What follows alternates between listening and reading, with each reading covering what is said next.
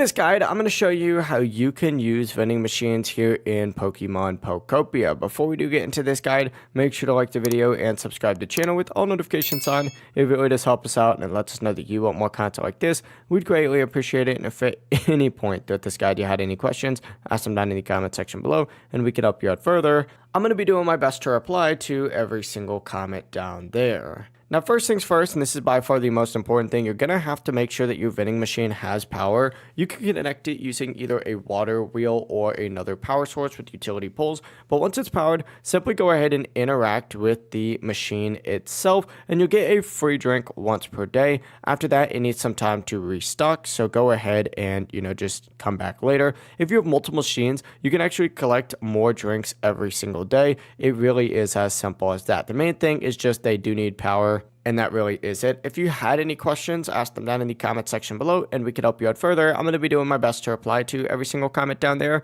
Before you do leave this guide though, make sure to like the video and subscribe to the channel with all notifications on. It really does help us out. Let us know that you want more content like this. We'd greatly appreciate it. Have a great rest of your day though. Peace.